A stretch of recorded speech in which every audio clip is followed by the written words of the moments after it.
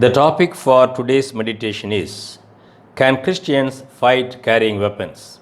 Or can Christians fight? From Bible, we can read John chapter 18, verse 10. Simon Peter, therefore, having a sword, drew it and struck down the high priest's servant and cut off his right ear. Now the servant's name was Malchus. Jesus therefore said unto Peter, Put up the sword into the sheath. The cup which the Father hath given me, shall I not drink it? So from here we understand, Peter drew out his sword and cut the ear of Malchus, the servant of the high priest. Now the question arising is, can Christians carry weapons? Or can Christians use weapons? Because Peter was a prime disciple of Lord Jesus Christ. All the time Lord Jesus Christ was preaching about love and forgiving, but his servant had sword with him. Now let us understand why Peter carried a sword, or why did Jesus permit Peter to carry a sword. We can read Luke chapter 22, verses beginning from 36. And he said unto them, But now he that hath a purse, let him take it, and likewise a wallet, and he that hath none, let him sell his cloak, and buy a sword. For I say unto you, that this which is written must be fulfilled in me. And he was reckoned with transgressors. For that which concerneth me hath fulfillment. And they said, Lord, behold, here are two swords. And he said unto them, It is enough. From here we understand the disciples of Lord Jesus Christ had two swords already. Even before Lord Jesus Christ instructed them to buy weapons, his disciples had two swords with them. So one of the swords was with Peter, the prime disciple of our Lord and Savior Jesus Christ. Now the question is, why did Jesus permit it? Because from the verses we read, we could understand from verse 37, For I say unto you, that this which is written must be fulfilled in me. So Lord Jesus Christ was focusing on the prophecy which talked about him, and he said that needed to be fulfilled. Now let us understand where prophet has mentioned about it. We can read Isaiah chapter 53, verse 12. Therefore will I divide him a portion with the great, and he shall divide the spoil with the strong, because he poured out his soul unto death, and was numbered with the transgressors. Let me read this particular portion again. And was numbered with the transgressors. Yet he bare the sin of many, and made intercession for the transgressors. So Lord Jesus Christ was not considered to be a saint, rather he was considered as a transgressor. So Lord Jesus Christ, he said the prophecy was needed to be fulfilled in his life. So he said, you buy weapons. Actually, he did not mean that they should carry weapons to attack someone. But Jesus Christ said the prophecy was needed to be fulfilled. Now, we need to know, why shouldn't we fight? Because as Christians, we should not fight, we all know. Now, from Bible we understand, why shouldn't we fight? Number one, God's will should be fulfilled. God's will should be fulfilled. To understand this, we can read John chapter 18, verse 11. Jesus therefore said unto Peter, Put up the sword into the sheath. The cup which the Father hath given me, shall I not drink it? So Lord Jesus Christ spoke to Peter and said, the scripture about him needed to be fulfilled. So indirectly he said, the will of God needed to be fulfilled in his life. Again he said, the death on cross was destined to him by God Almighty that needed to be fulfilled. So he said, don't use your sword. Maybe Jesus had allowed to use Peter to use the sword. Already Jesus had a mass following. Many were following him. Had Jesus permitted to use sword by Peter, then many could have followed. And there was a great revolting against the rulers those days. And definitely there could have been a sea of changes. We know well, many people, they wanted to make Lord Jesus Christ as king, but he declined. So, Lord Jesus Christ was focusing on fulfilling the will of God the Father. Now, Matthew chapter 26, verse 53, we can read to understand more. Or thinkest thou that I cannot beseech my Father, and he shall even now send me more than 12 legions of angels? How then should the scriptures be fulfilled, that thus it must be? Again, confidently, Lord Jesus was speaking to Peter. If I would pray, definitely Father God would send 12 legions of angels. But I won't do that. Why? The scriptures needed to be fulfilled. The will of Father needed to be fulfilled. So, dear brothers and sisters, we may be having good political influence. We may be having a lot of money. Not necessarily we should hold or carry weapons or ammunitions. That is not needed. But if we use such powers to prevent the will of God taking place in our lives, then we are no more Christians. So Lord Jesus Christ submitted himself to the will of the Father. So we have to do that. We should not use the power of arms and ammunitions or the political power or the money power so that the will and the plan of God will be fulfilled in our lives. Even from Matthew chapter 16, we understand Lord Jesus Christ narrated to Peter and his disciples about his death and resurrection. Peter was opposing that one, which we read from verse 22. And Peter took him and began to rebuke him, saying, Be it far from thee, Lord, this shall never be unto thee. Again we read, But he turned and said unto Peter, Get thee behind me, Satan. Thou art a stumbling block unto me, for thou mindest not the things of God, but the things of men. So we should be focused on the things of God, not on the things of men. Worldly people would think, I have money power, I have muscle power, I will do whichever the things I want.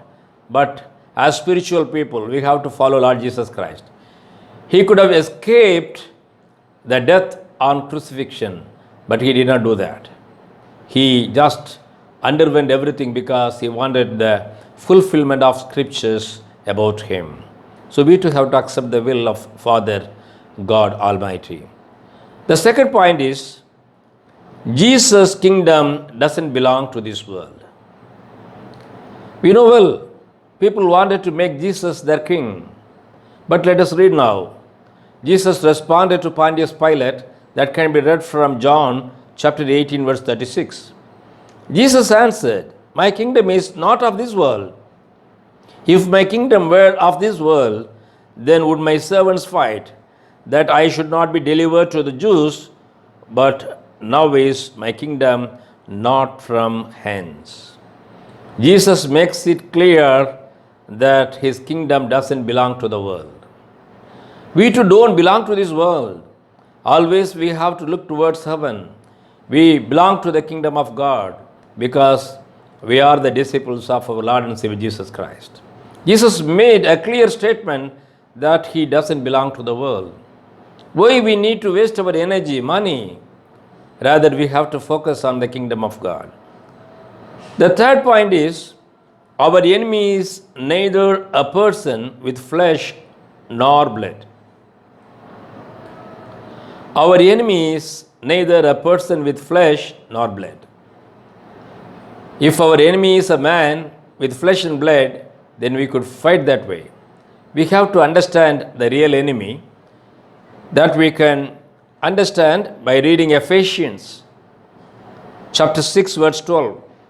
For our wrestling is not against flesh and blood, but against the principalities, against the powers, against the world rulers of this darkness, against the spiritual hosts of wickedness in the heavenly places. So the Indian verse talks about something which is not connected to the world. If our enemy is flesh and blood, then we could well fight with sword or weapons. But our enemy is not a human being. Our enemy is Satan. So we cannot fight using a weapon. The fourth point is, anyone uses sword will perish by sword. We can understand it by reading Matthew chapter 26 verse 52. Then said Jesus unto him, Put up again thy sword into its place, for all they that take the sword shall perish with the sword. If anyone would use the sword, he would perish by the sword. That is the statement of Lord Jesus Christ. So we should not use weapon. Lord Jesus Christ was not encouraging Peter to use sword. He said, don't use it. Put it in the sheath. Now the fifth point is, we have been called to be sheep. If you are called to be lions or tigers, we can well attack the people, kill people and ruin people. But Bible says we have been called to be sheep. We have never heard anywhere that sheep killed someone or sheep ate up someone. We can read these words from Matthew chapter 10 verse 16. Behold, I send you forth as sheep in the midst of wolves. Be ye therefore wise as serpents and harmless as doves. Jesus has called us as sheep. We are not tigers or lions that we can attack people, kill them or eat them. We are sheep. We can become food to someone. We can become a sacrifice for the kingdom of our Lord and Savior Jesus Christ. But we should not attack anyone. It is what we learn from here. The fifth point is, we have been called to be sheep. We have been called to be sheep. It's what we saw. We've been called to be sheep, so we should not attack anyone. We are not tigers or lions. Sixth point is, God will fight for us. Why we should not fight? Why we should not use weapons? God will fight for us. Exodus chapter 14 verse 14 says, Jehovah will fight for you, and he shall hold your peace. So God the Father will fight for us. It is what Bible says. This particular promise was given to Israelites when they were moving away from Egypt to Canaan. So God will fight for us. We need to be still. We need not fight for ourselves. Then why we have to use weapons? Why we have to use the power of money or flesh? So let us put our faith in God. He will fight for us.